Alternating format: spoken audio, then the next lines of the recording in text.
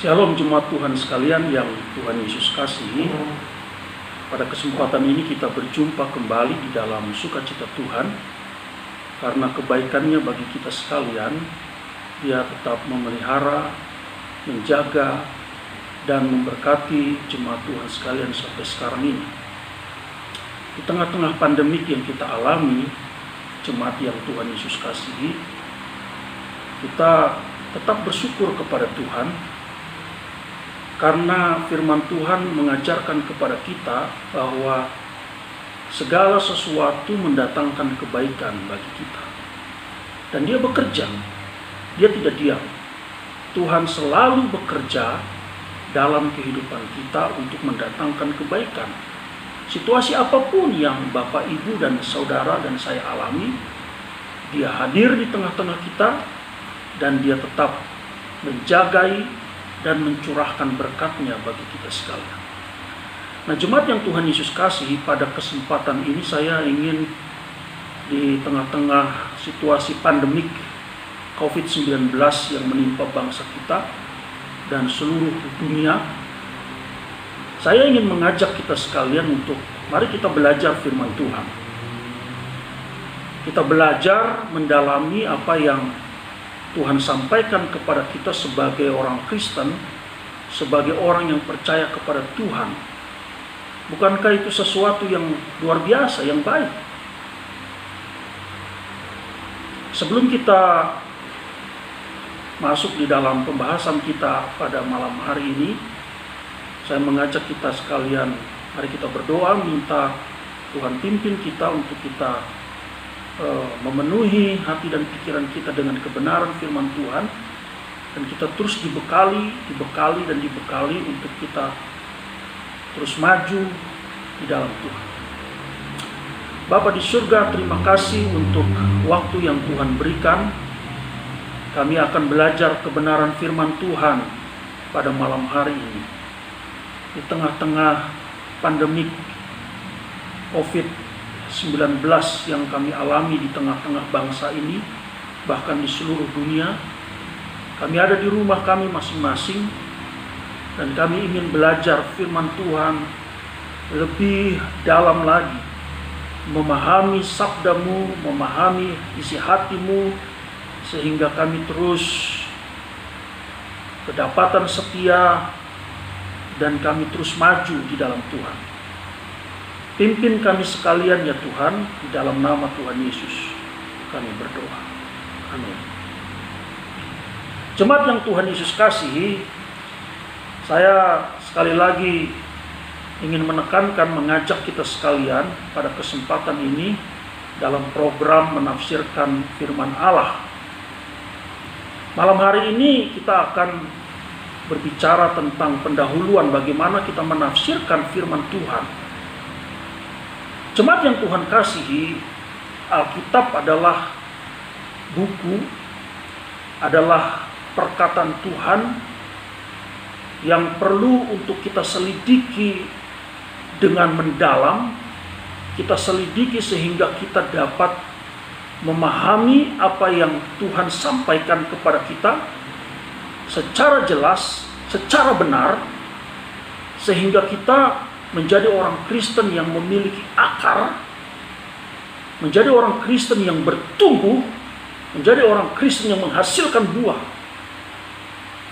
Jadi menafsirkan Alkitab itu tidak boleh sembarangan, tidak boleh. Menafsirkan Alkitab itu, nanti kita akan melihat bersama-sama di dalam pendahuluan malam hari ini, dan bahkan dalam seri-seri berikutnya kita akan membahas pembahasan firman Tuhan ini berseri. Malam hari ini saya ingin mendahului, saya ingin memberikan penjelasan bagaimana menafsirkan kebenaran firman Tuhan, menafsirkan Alkitab itu, dan nanti kita akan mempraktekkannya dalam episode berikutnya, seri berikutnya, di dalam kitab-kitab yang akan kita tafsirkan bersama-sama. Saya berdoa biarlah jemaat Tuhan semakin maju, semakin punya kerinduan yang dalam, keinginan yang kuat untuk bersama-sama belajar tentang firman Tuhan. Saya mengutip dari perkataan-perkataan tokoh-tokoh Alkitab yang begitu luar biasa, bagaimana mereka punya gairah, mereka memiliki semangat, mereka memiliki keinginan yang kuat untuk belajar, untuk mengerti lebih dalam, untuk terus-menerus Tuhan ajarkan kepada mereka tentang Taurat Tuhan, Sabda Tuhan. Karena apa? Karena dalam memahami firman Tuhan, mereka semua akan mengalami pertumbuhan, hidup yang mengasihi Tuhan, hidup suci, hidup yang sungguh-sungguh menyenangkan hati Tuhan. Mazmur 119 ayat 71, firman Tuhan berkata demikian, bahwa aku tertindas itu baik bagiku, supaya aku belajar ketetapan-ketetapanmu. Coba kita renungkan perkataan pemazmur dalam Mazmur 119 ayat 71 ini, bahwa di dalam segala situasi yang dialami oleh pemazmur, justru situasi yang pahit, yang tertindas, membuat dia ingin belajar tentang ketetapan-ketetapan Tuhan. Menarik ya, luar biasa pemazmur. Dalam ketertindasan yang ia alami, justru ia melihat sesuatu yang positif, bahwa dia punya gairah untuk belajar tentang ketetapan Tuhan. Kemudian selain ayat 71, dalam ayat yang ke-73-nya dia berkata demikian, tanganmu telah menjadikan aku dan membentuk aku. Berilah aku pengertian, supaya aku dapat belajar perintah-perintahmu. Lagi dia tegaskan dalam bagian ini, supaya aku dapat belajar perintah-perintahmu. Bukankah dalam hidup ini Tuhan selalu memberikan kesempatan kepada kita untuk belajar? Belajar itu tidak ada habis-habisnya. Belajar terus-menerus belajar, itu kesempatan yang Tuhan berikan, ya, dan yang menjadi dasar untuk kita belajar di dalam seluruh dunia ini, dalam seluruh aspek kehidupan kita. Seperti Salomo katakan, takut akan Tuhan permulaan pengetahuan. Saya ingin mengajak jemaat Tuhan, mari kita punya semangat belajar firman Tuhan. Mari kita punya semangat untuk meneliti kebenaran firman Tuhan. Tuhan Yesus di dalam Matius pasal 11 ayat 29, dia berkata, pikulah kuk yang kupasang dan belajarlah padaku. Belajarlah padaku, karena aku lemah lembut dan rendah hati, dan jiwamu akan mendapat ketenangan. Jadi belajar kepada Yesus, ya, karena belajar kepada Yesus yang menjadi Tuhan dan Juru Selamat kita itu luar biasa. Belajar kepada Yesus, belajar tentang firman Tuhan, akan menjadikan kita seorang yang rendah hati dan memperoleh ketenangan. Apakah kita sebagai orang Kristen menyaksikan akan hal ini? Firman Tuhan menjadikan kita semakin rendah hati dan menjadikan kita menjadi pribadi yang memperoleh ketenangan pada waktu kita belajar. Atau sebaliknya, kita belajar firman Tuhan semakin kita gelisah. Ada di antara jemaat yang seperti itu, semakin baca Alkitab semakin gelisah. Itu perlu dipertanyakan. Bagaimana belajar firman Tuhannya? Apakah sungguh-sungguh di dalam rasa takut akan Tuhan, di dalam kegentaran kepada Tuhankah, atau kita main-main di dalam membaca firman Tuhan? Ya, jadi kita melihat dalam bagian ini bagaimana Yesus sendiri mengajak, belajarlah padaku. Supaya apa? Supaya kamu rendah hati dan memperoleh ketenangan. Saya berdoa biarlah kita sekalian jemaat Tuhan, GPI Gloria, semakin kita belajar firman Tuhan, kita semakin menjadi orang Kristen yang rendah hati. Bukan semakin sombong, tahu menafsirkan firman Tuhan dengan mendalam, lalu meremehkan orang lain, menjadi congkak, menjadi tinggi hati, merasa hebat dan sebagainya. Jangan. Semakin rendah hati, belajar dari Yesus, belajar dari firman Tuhan, semakin rendah hati. Dan di dalam segala problem hidup, pada waktu kita belajar, firman Tuhan itu memberi ketenangan kepada Bapak, Ibu, Saudara, dan saya. Memberikan kita ketenangan untuk kita melihat ke depan. Tidak lagi melihat ke belakang, tapi terus melihat ke depan. Melihat secara optimis kehidupan yang ada di depan kita. Bukan pesimis, tapi optimis. Karena firman Tuhan selalu mengajarkan kepada kita dan memberikan kita kekuatan untuk maju selangkah demi selangkah dan terus menerus menyenangkan hati Tuhan. Satu lagi saya akan bacakan firman Tuhan, bagaimana tokoh-tokoh Alkitab ini memberikan satu dorongan kepada kita untuk kita belajar Taurat Tuhan. Di dalam suratnya kepada jemaat yang ada di Efesus, ada 2, dan di Tesalonika, Paulus berkata demikian, tetapi kamu bukan demikian. Kamu telah belajar mengenal Kristus.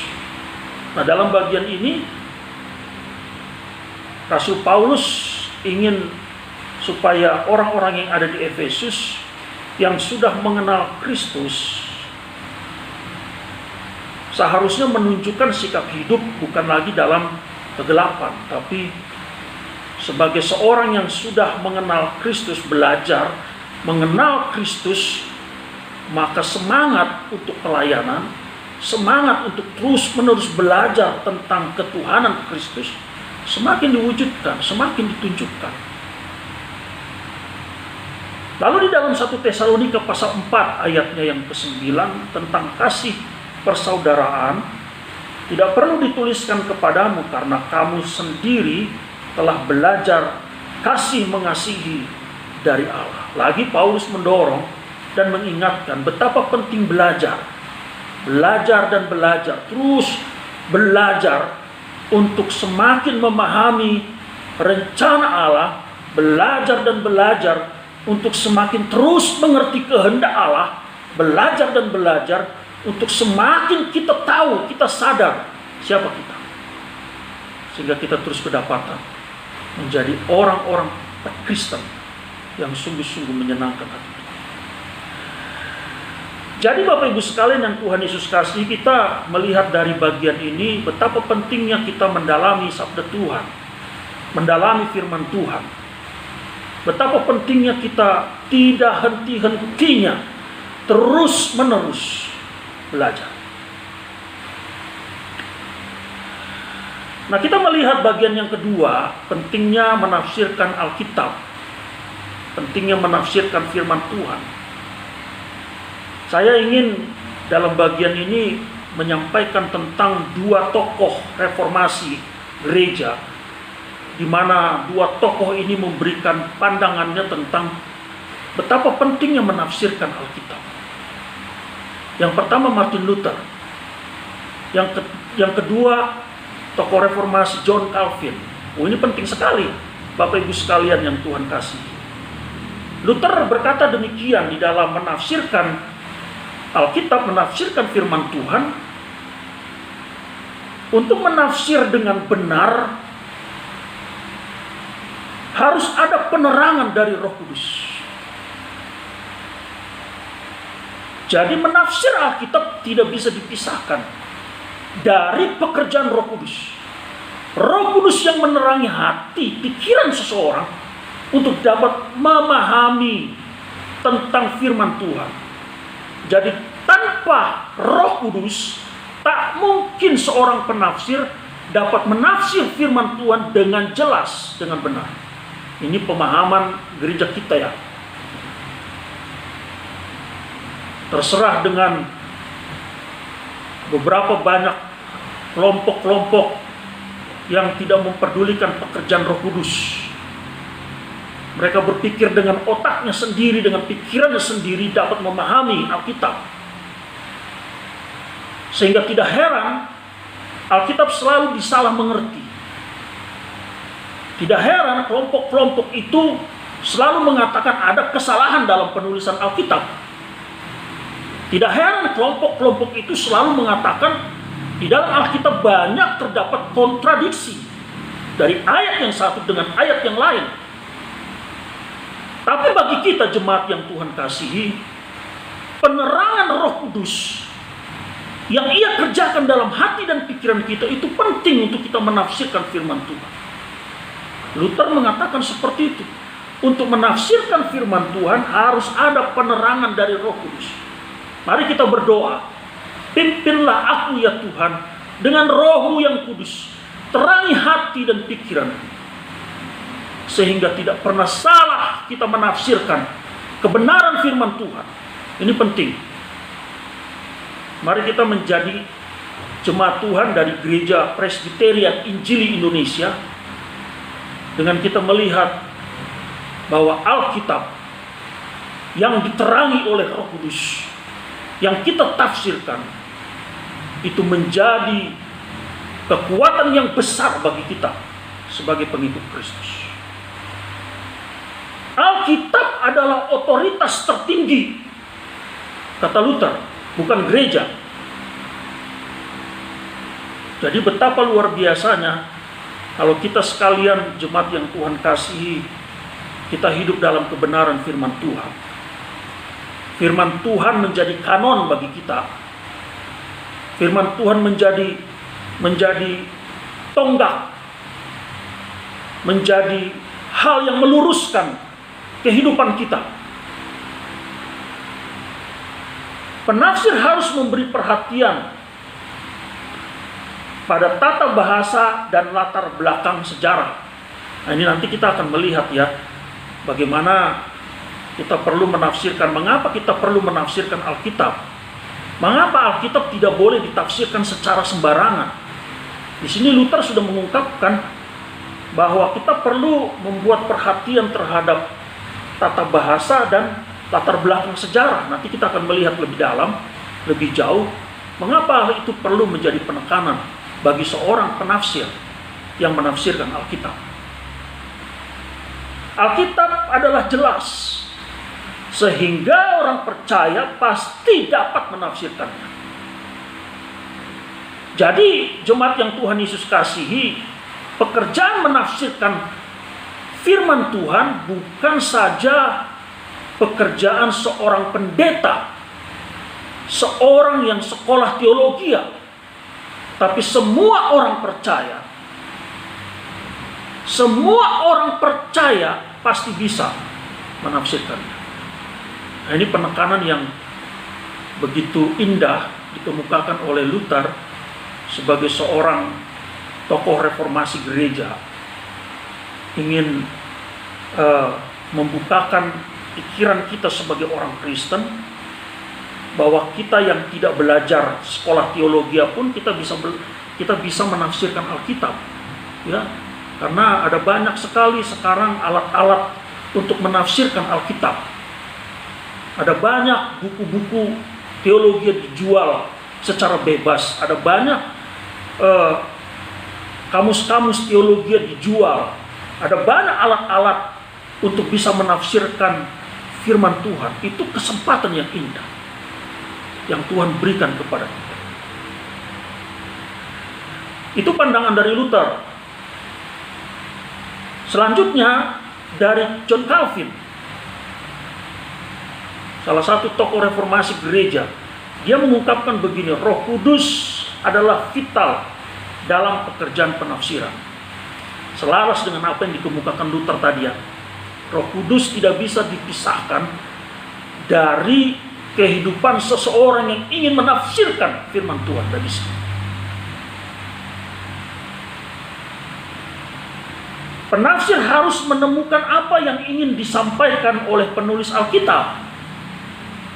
Melihat pada konteks, meneliti latar belakang sejarah, melakukan studi kata, dan memeriksa tata bahasa. Ini seperti yang saya kemukakan tadi, jemaat Tuhan.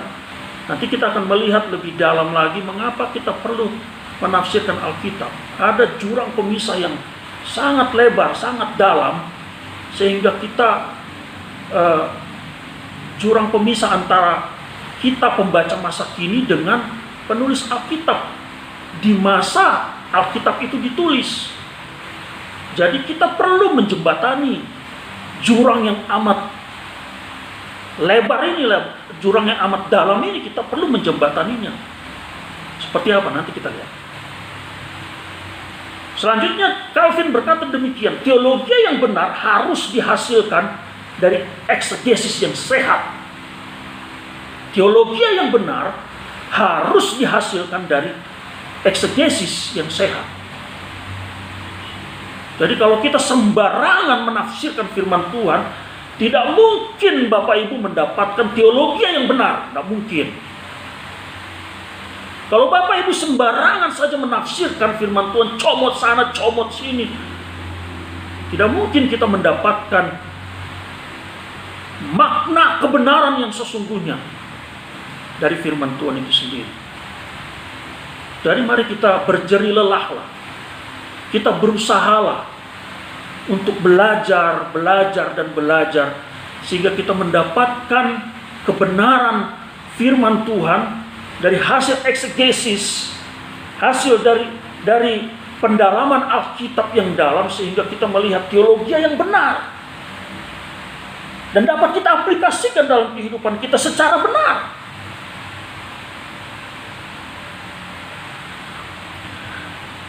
Mari kita melihat jemaat yang Tuhan Yesus kasihi.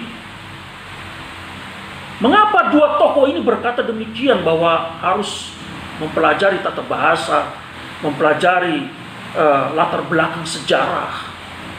Mengapa Calvin berkata harus menemukan apa yang ingin disampaikan oleh penulis Alkitab pada masa itu, harus melihat pada konteksnya. Mengapa dua tokoh ini mengatakan hal seperti itu? Karena ini, kita harus memahami adanya gap antara pembaca dan Alkitab. Kita harus memahami ada jurang yang dalam yang memisahkan kita sebagai pembaca Alkitab masa kini dengan penulis Alkitab pada masa itu. Apa gap yang pertama? Yang pertama adalah kita melihat secara linguistik. Jadi masalah utama yang kita temui adalah Alkitab pada mulanya itu ditulis dalam 3 bahasa yang bukan bahasa kita. Nah ini gap yang pertama yang perlu kita pahami, Bapak Ibu sekalian. Alkitab itu ditulis dalam bahasa Ibrani kuno, dalam bahasa Aram, dalam bahasa Yunani Koine. Nah ini bahasa-bahasa yang menurut para ahli tidak lagi digunakan pada masa sekarang ini. Jadi ini gap yang perlu untuk kita lihat.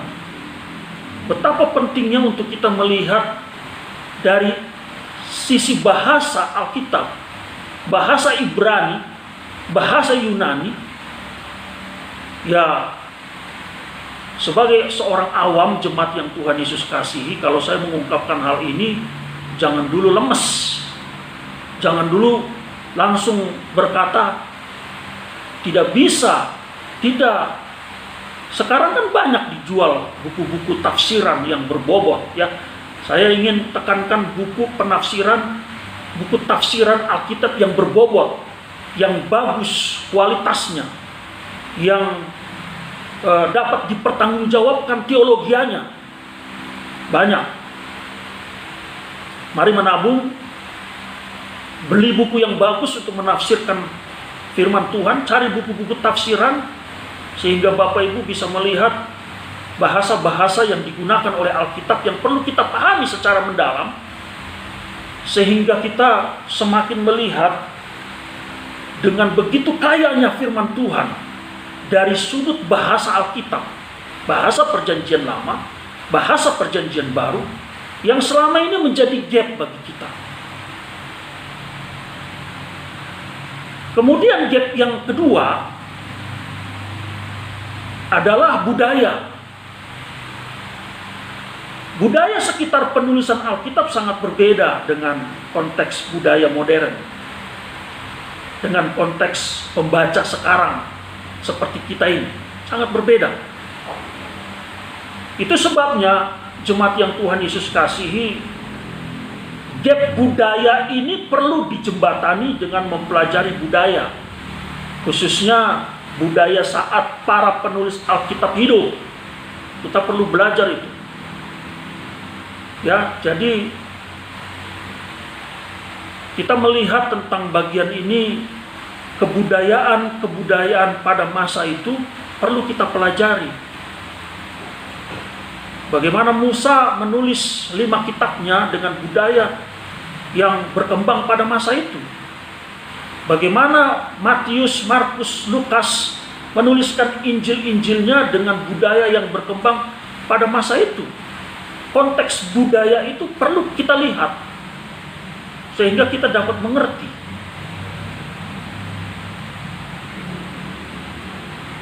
Kemudian yang ketiga, kita perlu melihat yaitu geografi.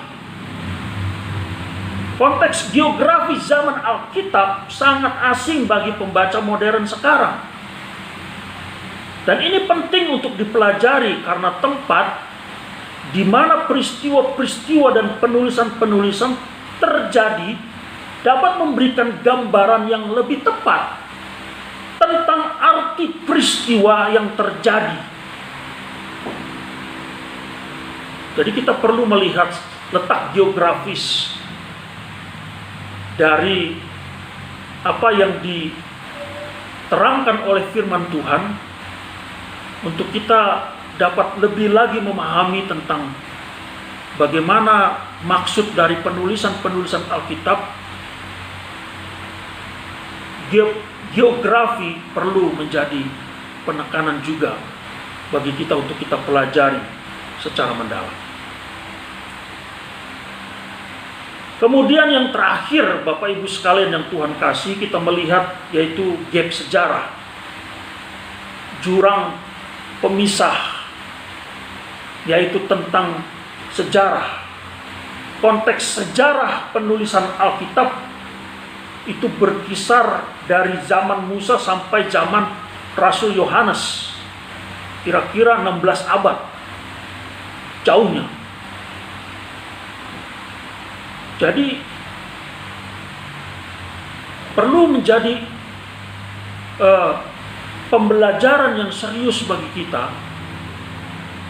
untuk kita memahami lebih dalam lagi tentang kebenaran firman Tuhan, sejarah yang begitu panjang. Tuhan memakai kurang lebih 40 penulis Alkitab yang berbeda dari zaman ke zaman. Sejarah yang berbeda. Kita perlu melihat sehingga akhirnya kita mendapatkan informasi yang jelas, pengertian yang jelas, arti yang jelas. Jadi 4 gap ini, Bapak Ibu yang Tuhan kasihi, perlu kita sadari sehingga kita mau belajar firman Tuhan dengan sungguh-sungguh, ya, tentang bahasa, tentang budaya, tentang geografi dan sejarah. Mari kita mulai memikirkan tentang hal ini. Mari kita mulai memikirkan untuk kita mau menafsirkan firman Tuhan sehingga kita berakar, kita bertumbuh dan berbuah oleh karena kita mendapatkan kekayaan rohani yang begitu luar biasa dari hasil penafsiran yang Bapak, Ibu, dan Saudara dan saya lakukan. Kalau kita sudah melihat tentang gap yang perlu kita lihat dan kita perlu jembatani untuk kita belajar lebih dalam lagi tentang firman Tuhan, selanjutnya kita akan melihat Bapak Ibu, bahaya dan kesalahpahaman dalam menafsirkan firman Tuhan. Apa saja bahaya dan kesalahpahaman? Banyak orang Kristen melakukan ini di dalam menafsirkan firman Tuhan. Yang pertama, kalau kita melihat, yang seringkali kita perhatikan adalah mencomot ayat dan dilepaskan dari konteksnya. Nah, ini berbahaya. Comot ayat, satu ayat tanpa melihat keseluruhan konteks. Jadi jika menafsirkan ayat dengan tidak memperhatikan konteksnya, maka kemungkinan besar hasil penafsirannya tidak sesuai dengan maksud yang diinginkan penulis Alkitab, atau tidak lengkap sehingga tidak dapat dimengerti dengan jelas dan benar. Ya, kalau kita melepaskan ayat itu dari konteks, maka yang terjadi adalah kita tidak akan menemukan maksud yang diinginkan oleh penulis. Apa maksudnya? Yang ada adalah maksud kita, bukan maksud penulis Alkitab yang diilhamkan oleh Allah untuk menulis. Kita mencomot karena sesuai dengan pikiran kita. Kita mencomot, kita lepaskan keinginan maksud penulis Alkitab. Tapi kita mencomot karena keinginan pikiran kita. Ini cocok, ini firman Tuhan ini. Ini cocok ini.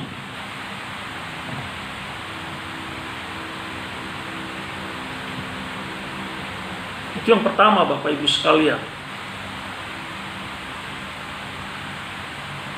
Yang kedua, kalau kita melihat bahaya dan kesalahpahaman menafsirkan firman Tuhan,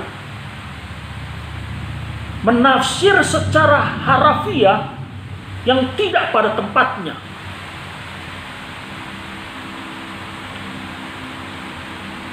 Jadi jemaat yang Tuhan Yesus kasih, memang Alkitab harus dibaca sebagaimana kata-kata yang tercantum di dalamnya. Namun tidak selalu hal ini bisa diterapkan. Bisa.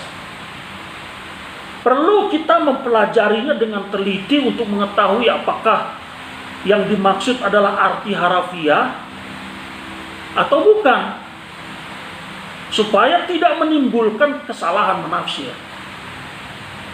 Ya, jadi kita perlu melihat ini. Ada banyak ayat-ayat firman Tuhan perlu kita pahami tidak secara harafiah. Ada banyak memang secara harafiah. Jadi kita perlu teliti apakah ayat ini perlu dimengerti secara harafiah atau tidak.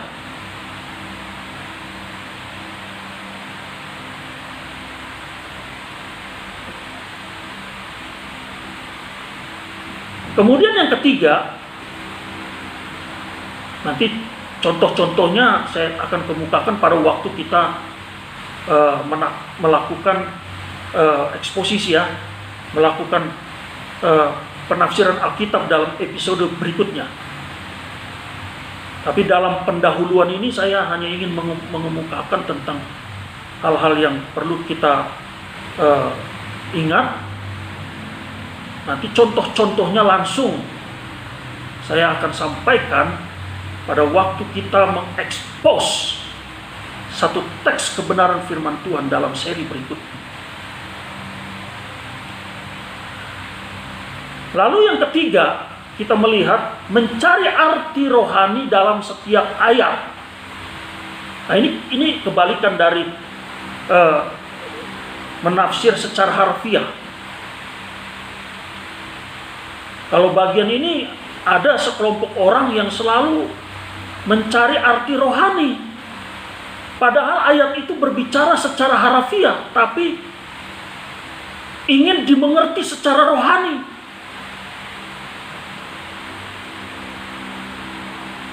Satu contoh sajalah supaya kita bisa memahami. Ada orang yang menafsirkan tentang peristiwa pada waktu Zakheus berjumpa dengan Yesus. Si penafsir ini berkata begini, pada waktu Zakheus mendengar Yesus datang, maka ia ingin bertemu dengan Yesus, tapi karena banyaknya orang, dia yang tubuhnya pendek, dia tidak bisa melihat Yesus. Maka Zakheus naik ke atas pohon. Pohon ini adalah pohon kesombongan, sehingga membuat Zakheus jadi sombong. Nah, ini selalu melihat ayat Alkitab, ingin melihat arti secara rohani, padahal pohon itu ya pohon, tidak ada pohon kesombongan. Jadi jangan selalu dilihat dan ingin mendapatkan arti rohani, padahal Alkitab ayat itu berbicara secara harfiah. Nah, bagian yang sebelumnya juga ada banyak orang yang selalu ingin melihat secara harfiah, padahal ada banyak ayat-ayat firman Tuhan yang tidak berbicara secara harfiah.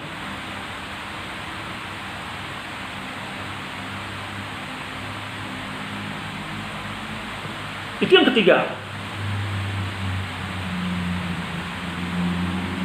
Kita melihat selanjutnya, Alkitab sulit untuk dimengerti. Nah, ini adalah pandangan dari orang-orang yang melihat tentang firman Tuhan. Saya mungkin menganggap orang ini malas untuk berdoa, ya. Jadi orang yang menganggap Alkitab sulit untuk dimengerti, orang-orang seperti ini orang yang meragukan karya Roh Kudus, meragukan karya Roh Kudus untuk memberi iluminasi, penerangan ilahi, sehingga seseorang yang memohon pertolongan Roh Kudus untuk menerangi pikirannya dapat diterangi dan dapat mengerti tentang kebenaran firman Tuhan. Mari kita tidak menjadi kelompok orang seperti ini. Alkitab sulit untuk dimengerti sehingga akhirnya malas untuk belajar firman Tuhan. Alkitab sulit untuk dimengerti karena memang orang-orang itu tidak mau belajar.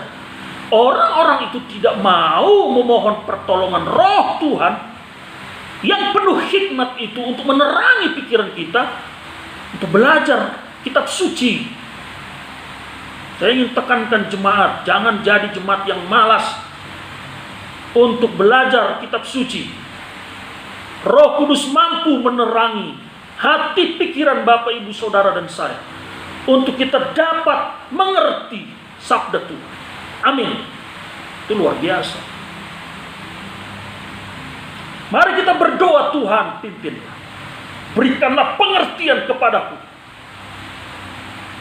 Ya tentunya berdasarkan banyak alat-alat yang juga kita pakai, ya, yaitu cara Roh Kudus juga bekerja bagi kita dengan alat-alat yang kita pakai, buku-buku panduan yang kita pakai. Itu cara Roh Kudus juga menerangi hati kita, sehingga dari para ahli-ahli yang menguasai bahasa Ibrani kuno, menguasai bahasa Yunani, ya, mereka menuangkan dalam tulisan-tulisan bahasa-bahasa itu dan diberikan pengertian yang begitu akurat, begitu jelas. Wah, luar biasa. Kita akan memperoleh kekayaan yang luar biasa. Dan kalau Bapak Ibu ingin mengkhotbahkan kebenaran firman Tuhan dengan hasil penafsiran, dengan bimbingan Roh Kudus, hasil penafsiran yang sungguh-sungguh dengan pekerjaan yang luar biasa, maka kita akan mengkhotbahkan, mendapatkan hasil penafsiran yang begitu dalam dan memberkati banyak orang. Jadi mari kita hindari perkataan seperti ini. Alkitab sulit untuk dimengerti.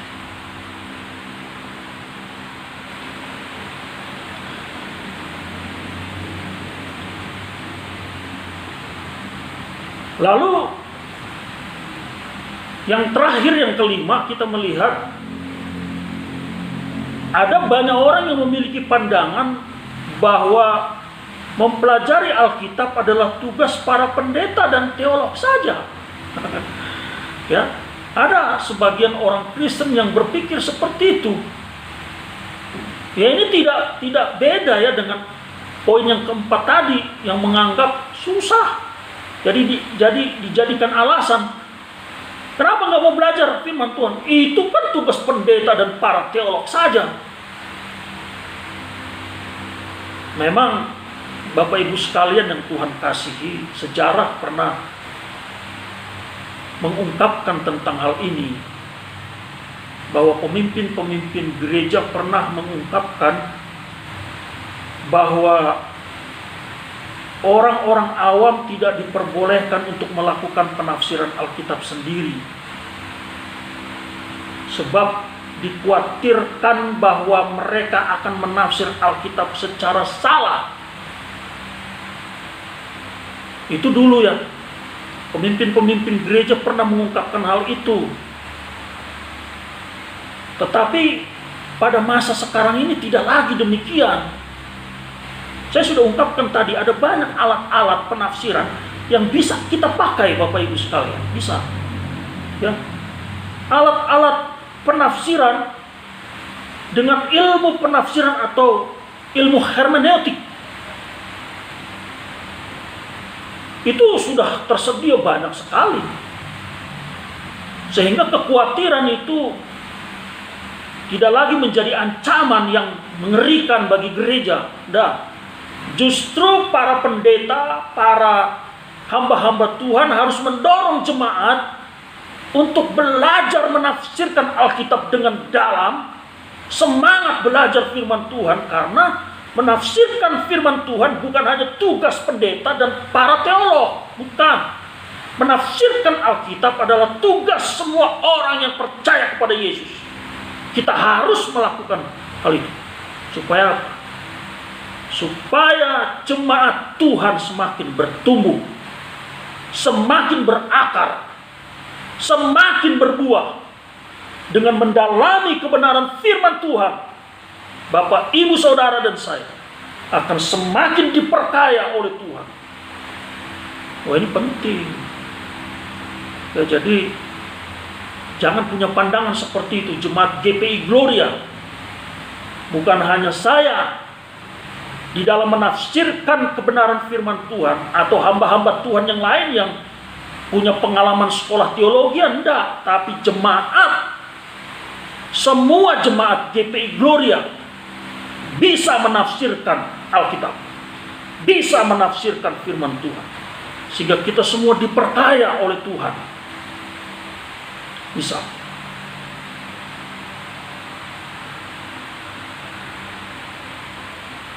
Ya, saya akan mengakhiri pendahuluan di dalam penafsiran Alkitab ini. Nanti akan kita lanjutkan dalam seri berikutnya, kita melihat kitab per kitab. Dan saya mengakhiri dalam sesi ini tentang prinsip menafsirkan firman Tuhan. Ada 6 prinsip di dalam menafsirkan firman Tuhan secara umum ya. Saya ingin ungkapkan secara umum. Ada 6 prinsip. Prinsip yang pertama, jemaat Tuhan, adalah menafsirkan menurut konteksnya. Ingat. Jadi seperti yang sudah saya kemukakan tadi, jangan comot ayat, lepaskan dari konteksnya. Pada waktu jemaat membaca satu ayat, coba berusaha memahami mengapa Alkitab atau ayat ini berbicara demikian.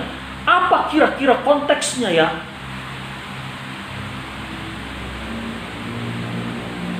Prinsip yang kedua, mempelajari arti kata aslinya. Jadi menafsirkan sesuai dengan arti kata. Arti kata yang tepat, sebagaimana dimaksudkan oleh penulis aslinya. Sekali lagi, ini tidak mudah. Bapak Ibu perlu mendapatkan buku-buku penafsiran yang baik, yang bagus, yang teologianya dapat dipertanggungjawabkan. Jangan buku-buku teologi yang kacau penafsirannya. Cari buku-buku yang berbobot. Atau kalau kita browsing di internet misalnya, cari penulis-penulis yang dapat dipertanggungjawabkan teologianya di dalam mengulas satu pandangan ayat yang dikemukakan oleh penulis. Jadi ini bukan pekerjaan yang ringan, bukan pekerjaan yang dilakukan dengan asal-asalan. Harus dengan ketelitian, harus dengan sungguh-sungguh, harus dengan kerja keras.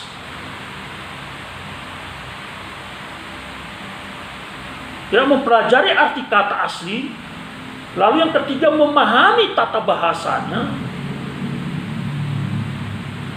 Kita bersyukur ya ada orang-orang yang ahli dalam bahasa-bahasa Alkitab, sehingga dalam buku-buku yang mereka kemukakan itu sudah dijelaskan tentang tata bahasanya. Kata ini tertulis dalam bentuk apa? Kata ini tertulis dalam tata bahasa yang seperti apa? Kita bersyukur sekali pada masa sekarang ini ada banyak buku-buku yang mengungkapkan hal-hal seperti itu dalam tata bahasa Alkitab.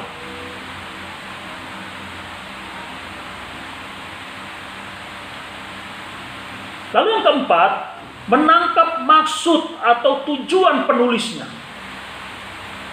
Prinsip keempat dalam menafsir, harus menemukan tujuan dan maksud penulis Alkitab.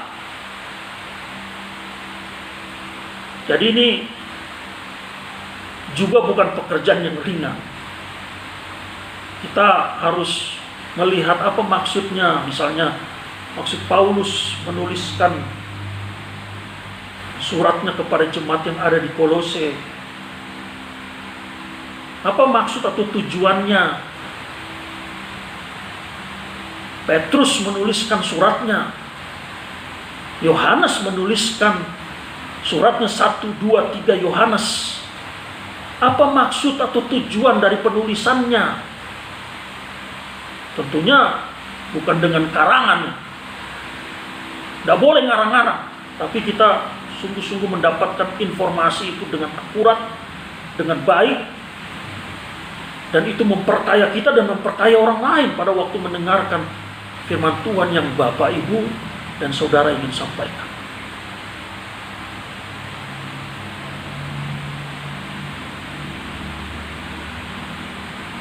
Lalu yang kelima, mempelajari latar belakangnya. Mempelajari latar belakang sejarah, seperti tadi yang saya ungkapkan, latar belakang geografi, latar belakang budaya,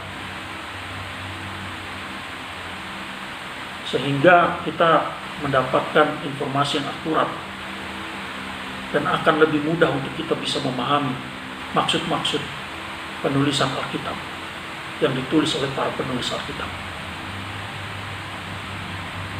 Dan yang terakhir, prinsip dalam menafsirkan Alkitab yang keenam adalah menafsirkan ayat dengan ayat Alkitab. Kita perlu mencari terang pengajaran Alkitab secara utuh. Tidak mungkin kebenaran dari satu ayat bertentangan dengan ayat yang lain. Tidak mungkin. Karena Alkitab tidak mungkin bertentangan dengan dirinya sendiri. Jadi ini alasan untuk kita mempelajari ayat Alkitab dalam konteks. Jadi Bapak Ibu sekalian yang Tuhan Yesus kasihi, kita perlu melihat tentang hal ini ya. Jadi 6 hal ini yang saya kemukakan secara umum tentang prinsip-prinsip penafsiran. Saya ulangi sekali lagi, menafsirkan menurut konteksnya,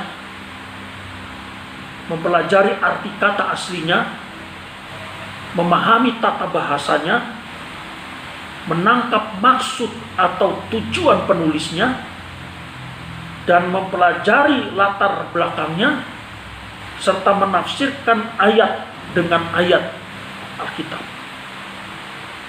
Sehingga kita tidak akan mendapatkan atau mengemukakan bahwa Alkitab itu kontradiksi. Itu prinsip dalam penafsiran Alkitab secara umum, supaya jemaat dapat melihat bagian ini. Dan sekarang kita harus menerapkan hasil dari penafsiran yang kita lakukan. Kita perlu mengaplikasikan penafsiran yang kita kerjakan, kita lakukan. Kita perlu mengaplikasikan kebenaran firman Tuhan dalam kehidupan kita.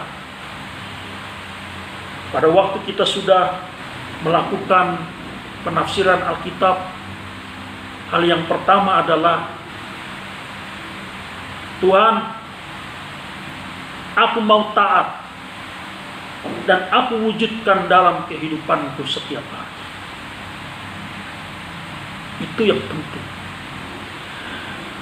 Banyak hamba-hamba Tuhan, banyak orang-orang yang berkata belajar firman Tuhan dengan dalam, tapi tingkah laku nol. Banyak para teolog pintar di dalam mengulas firman Tuhan, tetapi penipu, tetapi pezina, tetapi tukang pukul istri, ngeriak. Banyak orang-orang yang seperti itu, yang menafsirkan firman Tuhan dengan luar biasa, tetapi selalu menjadi pemarah. Hidupnya tidak jadi berkat bagi orang lain. Nah, ini kita perlu melihat bagian ini. Belajarlah daripadaku, seperti yang saya kemukakan pertama ya. Belajarlah daripadaku, kata Yesus, bahwa aku ini lemah lembut. Pada waktu engkau belajar, kau akan jadi orang rendah hati dan jiwamu tenang. Jadi jiwa yang tenang itu diaplikasikan, diwujudkan dalam kehidupan setiap hari, hidupnya jadi berkat. Tidak cepat marah, tapi panjang sabar. Kenapa? Firman Tuhan menguasai. Hasil penafsiran itu menguasai pola pikir. Hatinya dikuasai oleh kebenaran firman Tuhan. Sehingga akhirnya hidup dalam kedalaman firman Tuhan. Dan firman Tuhan itu menguasai hati dan pikirannya, dan diwujudkan dalam kehidupan setiap hari. Saya rindu, mari jemaat Tuhan, kita menjadi orang yang semangat belajar firman Tuhan dan kita wujudkan dalam hidup kita. Jangan hanya kita punya semangat, tapi tidak kita wujudkan dalam hidup.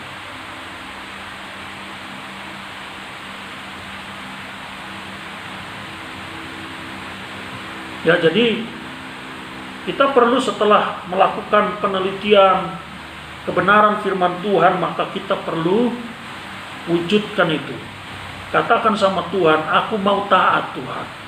Aku bukan hanya mau menjadi orang yang belajar firman Tuhan, tahu teori firman Tuhan secara mendetail, tapi hidupku tidak jadi berkat bagi keluargaku.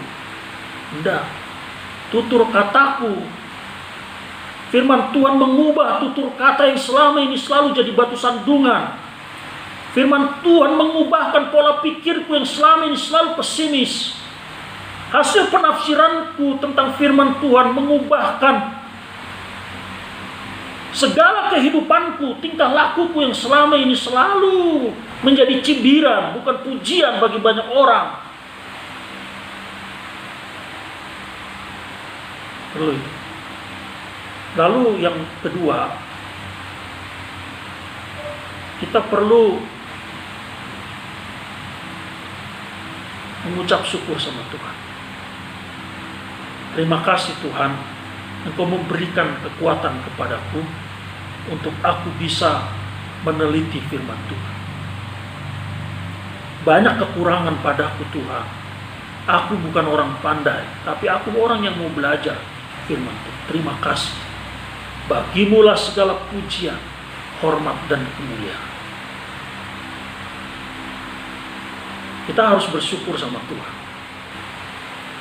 Kalau Tuhan memberi spirit, semangat untuk kita belajar firman Tuhan. Bukan karena hebatnya kita, bukan. Saya berdoa pada waktu jemaat Tuhan punya semangat belajar firman Tuhan.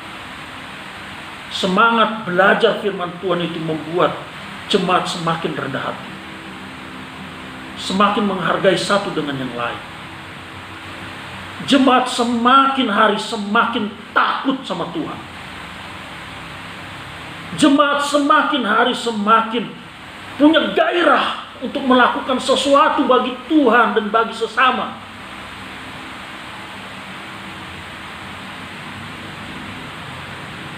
Dan yang terakhir, pada waktu kita berhasil untuk menafsirkan firman Tuhan, maka kita berdoa, Tuhan beri aku kemampuan untuk juga menyampaikannya kepada orang lain.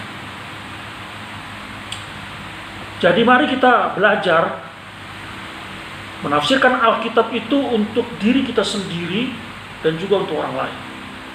Supaya orang lain juga diperkaya oleh Tuhan melalui apa yang kita sampaikan. Kita beritakan firman Tuhan. Pemberitaan kita bukan asal-asalan. Pemberitaan kita itu berdasarkan pembelajaran, perenungan yang dalam, sehingga orang lain sungguh-sungguh menikmati kekayaan firman Tuhan. Sampai jumpa dalam seri berikutnya jemaat yang Tuhan Yesus kasihi. Kita akan masuk dalam eksposisi Perjanjian Lama, kitab Kejadian. Malam hari ini adalah pendahuluan untuk kita memahami betapa pentingnya menafsirkan firman Tuhan. Dan di dalam eksposisi dalam seri berikutnya kita akan melihat dan kita akan diperkaya oleh kebenaran firman Tuhan, dan kekayaan yang kita dapatkan kita juga sharekan, sampaikan kepada orang lain.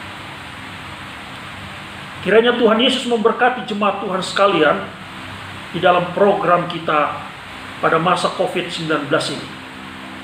Kiranya Tuhan Yesus memberkati. Mari kita berdoa. Tuhan, terima kasih untuk kebenaran-Mu yang sudah kami pelajari malam hari ini, kami renungkan bersama. Ini adalah awal kami akan belajar bersama-sama seluruh jemaat-Mu GP Gloria untuk belajar kebenaran firman Tuhan. Dalam seri-seri berikutnya kami akan mendalami ayat-ayat firman Tuhan, pasal demi pasal firman Tuhan.